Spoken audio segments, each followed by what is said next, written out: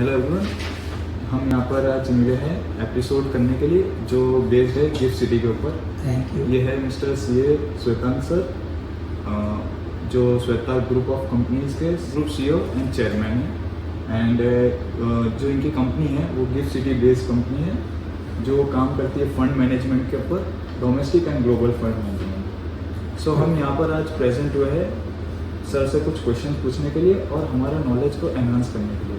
Sir, I am here to ask you a few questions. So please. Sir, my first question is what is the GIFT city? हम GIFT city को अगर समझना चाहें तो GIFT city is a financial gate of India. और हमारे पास जो भी पैसा फ्यूचर में दुनिया से इंडिया में आएगा वो गिफ्ट सिटी थ्रू आएगा, या इंडिया से दुनिया में जाएगा वो गिफ्ट सिटी थ्रू जाएगा। वो गवर्नमेंट का एक बेसिक टारगेट है। तो आप ऐसा समझ सकते हैं कि GIFT city is a 16 track express highway to bring the money and to bring out the money, और उसको ऑपरेशनली बहुत इजी बनाना है। और गिफ्ट सिटी क्या कर रही है?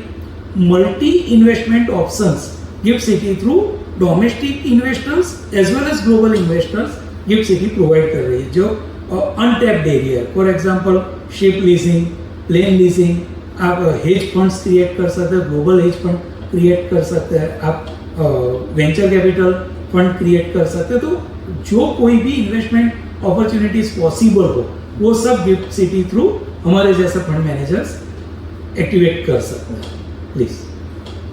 Second question is that what is the role of GIFT City in India's next phase of economic system? अगर हम फ्यूचर इकोनॉमिक ग्रोथ की बात करें तो आई एम ऑप्टिमिस्टिक पर्सन, और ऑप्टिमिस्टिक होने की वजह से मैं मानता हूँ कि इंडिया वो स्वीट स्पॉट पर है जो अगले 15-20 साल में एक लीडिंग इकोनॉमी का रोल प्ले वर्ल्ड वाइड कर सकता है और करेगा। अगर वो इंडिया अगर नंबर 1, 2, 3 इकोनॉमी में बेस्ट रहता है, हम तो चाहते हैं कि वो नंबर 1 ही बने, तो वो जो कोई भी स्थिति पर आज से 15 साल 25 साल में पहुंचेगा, मैं एक बात में एश्योर हूँ कि वो जो जर्नी है उसका man of the match gift city होगी। और वो क्यों? वो जैसे जैसे हमारे पास टाइम रहेगा हम उस टॉपिक पर डिस्कस करेंगे, लेकिन अभी मैं वो फ्यूचर प्रिडिक्ट कर सकता हूँ कि man of the match gift city के अलावा कोई नहीं होगा। The next question is, Gift City is the first and the only IFSC in India. Yes. And have it will compete with the other IFSC like DIFC, Dubai and Singapore. Actually ये question normally gift city के बारे में पूछा जाता है और normally Indians ज़्यादा पूछते हैं। इसका रीज़न है कि हम बिलीव करना चाहते हैं या नहीं कर रहे हैं, वो ये है कि हम कॉम्पीट कर पाएंगे कि नहीं। मैं ये बोल सकता हूँ कि हम सिंगापुर, दुबई नहीं, दुनिया में 40 टैक्स हेवन्स है। हर कंट्री का खुद का एक टैक्स हेवन होता है। यूएसए का बहामास है, यूरोप का लग्जमबर्ग है। ऐसे इंडिया में आप इसको टैक्स हेवन कह सकते हैं। Government is not interested to call it as tax haven, but virtually it is a tax haven. अब प्रश्न ये है कि हम कैसे कॉम्पीट कर पाएंगे। For example Dubai and Singapore जो आपने पूछा, तो हम ग्रेट लेवल से कॉम्पिटिशन कर सकते हैं। We are a intellectual country. हमारी जो स्ट्रेंथ है वो पॉपुलेशन है और इंटेलेक्चुअल पॉपुलेशन है। तो ऑलवेज हमारे जो इंटरनेशनल क्लाइंट्स होते हैं, मैं उनको ये कहता हूँ कि भाई आप दुबई जाइए, सिंगापुर जाइए, वर्ल्ड में कहीं भी जाइए, always leading fund managers are from India. तो हम कॉम्पिटिटर्स को ये कहते हैं, जो हमारे कॉम्पिटिटर्स ये सब सेंटर में बैठे हुए इंडियंस है, तो उनकी जो टीम्स है वो शोरूम से आती है, हमारी टीम यहाँ गोडाउन से आती है। तो ऑलवेज हमें गोडाउन से कम कॉस्ट पर 2x स्मार्टर लोग मिल जाते हैं। तो जैसे कि हमारा ऑर्गेनाइजेशन अगर एक्स अमाउंट स्पेंड कर रहा है monthly to run our business, तो सेम लेवल ऑफ सर्विसेज अगर हम सिंगापुर से या दुबई से करना चाहते हैं तो 5x होगा। तो विथ 1/5 कॉस्ट हम 2x स्मार्टर सर्विस हमारे क्लाइंट को दे सकते हैं। तो अगर IFSC सेंटर इंडिया बना है तो डर इंडिया को नहीं लगना चाहिए, डर लगना चाहिए दुबई और सिंगापुर को, क्योंकि वो दिक्कत में है, हम लोग दिक्कत में नहीं है। क्योंकि we have best institutes like chartered accountant institute, वो हम बोल सकते हैं कि पूरा supply of professionals to the world है, वो सिर्फ इंडिया को नहीं कर रहा है। तो अगर इंडिया अगर नया प्लेयर है IFSC में, तो वो हमारी दिक्कत नहीं है, वो दिक्कत पुराने प्लेयर्स की है we will be a best player in world in forthcoming years. Okay. So next question is, why the valuations of mutual funds have reduced in recent years? Actually ये समझना बहुत ही इम्पोर्टेंट है. अगर इंडिया में कोई भी फाइनेंशियल मार्केट का growth story का पार्ट बनना चाहता है तो नॉर्मल इंडिया में सब पैसा म्यूचुअल फंड में जाता है, बाय वे ऑफ इंश्योरेंस हो कि बाय वे ऑफ SIPs हो, अल्टीमेटली वो म्यूचुअल फंड्स के पास जाता है. At present 53 lakh crore plus rupees is invested via mutual fund. लेकिन म्यूचुअल फंड सिस्टम की अगर जो कोई सबसे बड़ी दिक्कत है तो वो दिक्कत है कि वो ट्रेंड इम्यून सिस्टम नहीं. ट्रेंड इम्यूनिटी का मतलब क्या है कि आप डाउनवर्ड ट्रेंडिंग अगर मार्केट प्रिडिक्टेबल हो, जैसे ट्रम्प ने डिक्लेयर किया ट्रेड वॉर, पास्ट में रसिया ने अटैक किया था, हमास ने अटैक किया था, कोरोना था, सर्टेन टाइम वो कंफर्म होता है market will reduce.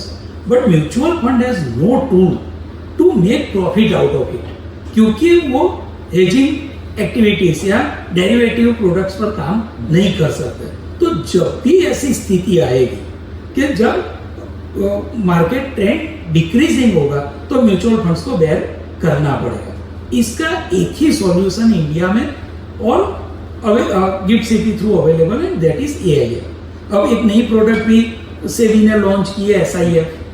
Actually AIF from domestic regulation of SEBI and SIF is also controlled and manage by SEBI. दोनों में बेसिक डिफरेंस एक ही है कि डेरिवेटिव प्रोडक्ट के साथ वो पूल ऑफ फंड अप्लाई कर सकते हैं फाइनेंशियल मार्केट में. लेकिन सबसे बड़ी प्रैक्टिकल दिक्कत ये है कि ये जो डेरिवेटिव प्रोडक्ट इनकी स्पेशलिटी है, उस पर उनको जो कुछ भी प्रॉफिट होगा वो प्रॉफिट पर गवर्नमेंट इज चार्जिंग 42.74% टैक्स. तो एक साइड तो आपने धंधा खोल दिया कि भाई आप लोग डेरिवेटिव के साथ काम कर सकते हो, लेकिन ये अनफेयर ऑफर है कि भाई लॉस हुआ तो आप लोगों का, प्रॉफिट हुआ तो भाई हम पार्टनर आपके 42.74% के. तो it's actually not viable business. इसका सबसे बड़ा सॉल्यूशन गिफ्ट सिटी है. अगर same AIF gift city through fund management entities create कर सकती है. जैसे हमारा ऑर्गेनाइजेशन FME है, तो वो अपना category 3 hedge fund under gift city regulation IFSC अगर करता है तो सिर्फ हम इंडिया में डेरिवेटिव ट्रेड नहीं कर सकते, वो तो कर ही सकते हैं, हम पूरे ग्लोबली कर सकते हैं. We are getting access more than 60 plus countries. We are getting access of 150 plus exchanges. We are getting access 1 lakh plus securities. तो सिर्फ हमें डेरिवेटिव प्रोडक्ट के साथ इंडिया का ग्राउंड नहीं मिला, हमें पूरा वर्ल्ड का ग्राउंड मिला है. और सबसे बड़ा चेरी ऑन द केक हम जिसको बोल सकते हैं, जो डोमेस्टिक AIFs पर 42.74% टैक्स है बिजनेस इनकम ऊपर, वही गिफ्ट सिटी के कैटेगरी 3 AIF में अगर हम गिफ्ट सिटी थ्रू रन करते हैं तो आउट ऑफ 15 ईयर 10 ईयर हमें टैक्स हॉलीडे है और बिजनेस इनकम पर 0 टैक्स. तो वो जो टैक्स बेनिफिट ही मोर देन इनफ सब्स्टिट्यूट है जो 53 lakh crore rupees mutual fund through manage हो रहा है. Domestically 4 lakh crore domestic AIF through run हो रहा है. उसका best substitute in future will be Gift City and Gift City's category 3 AIF. Please. Thank you. Our last question for the today is, what are the opportunities for the CA in the Gift City and how a CA maternity can be part of this growth search? Perfect. Actually, जितने भी हमारे professionals हैं, मैं as a chartered accountant मैं ये always बोलता हूँ कि गिफ्ट सिटी थ्रू जो भी सर्विसेज देनी है वो सब गिफ्ट सिटी के सब चार्टर्ड अकाउंटेंट्स दे पाएंगे.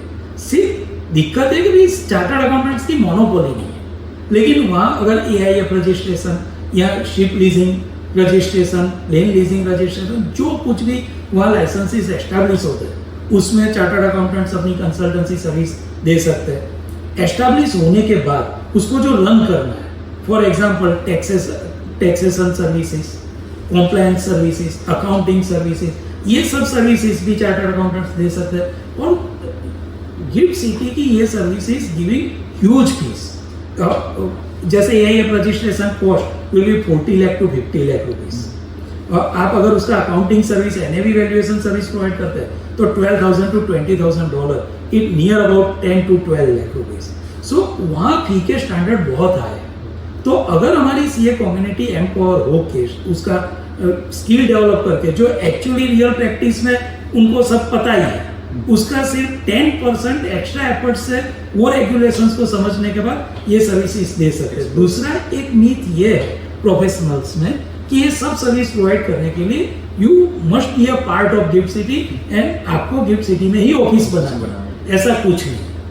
आप दुनिया में कहीं भी बैठ के अगर आप कैपेबल हो तो ये सर्विस आपके ग्लोबल और इंडियन क्लाइंट्स को दे सकते हैं। सिर्फ डिफरेंस क्या होगा, अगर आपने गिफ्ट सिटी में एंसिलरी सर्विस टाइप लाइसेंस लेके काम किया तो आपको भी 15 साल में 10 साल का टैक्स हॉलीडे मिलेगा, आपको भी वहाँ जीएसटी नहीं पे करना पड़ेगा, आप वहाँ सेज में अगर ऑफिस लेते हो तो आपको स्टैंप ड्यूटी नहीं देनी पड़ेगी। तो these are the benefits you are getting from there and from other part of India और world if someone provide same service तो ये बेनिफिट नहीं मिलेंगे, लेकिन कर हर कोई सकता है। तो always practically what I am telling to our professional members, वहां अगर एक ऑफिस चलाने का खर्चा 18 से 24 लाख पर ईयर है for infrastructure cost, I am not talking about employ cost, अगर आपका tax benefit 24 lakh plus possible है तो GIFT City will be a best choice. अगर आप बाहर से भी सर्विस देते हो तो वो कोई बेनिफिट नहीं बनता। हाँ, एक चीज तो होती है कि भाई सोनी का धंधा सोनी बाजार में करोगे तो ज्यादा फायदा होगा, ऐसे गिफ्ट सिटी का धंधा अगर गिफ्ट सिटी में बैठ के करोगे तो ज्यादा फायदा होगा, लेकिन ये कंपलसरी नहीं है। वो मैं अपनी कम्युनिटी को एक्सप्लेन करना चाहूँगा। Please Sir, thank you so much, sir. These were Most the questions which were mostly asked by every person. Like gift city के बारे में तो सबको पता है कि 2020 से 22 से गिफ्ट सिटी तो आ गई, तो मोस्टली बहुत सारी क्वेरीज होती है कि कोई गिफ्ट सिटी के बारे में, बट आज आपसे सुनने के बाद बहुत लोगों के आंसर्स मिल चुके होंगे। Perfect. And it was sir great to have a conversation like expert from you. Thank you. और मैं कहना चाहूँगा आप कोई भी अगर और क्वेरीज आती है तो me and my team and my whole system will be there to solve their queries. तो प्लीज आगे भी कुछ जरूरत रहे तो I will be and my team will be there. Thank you.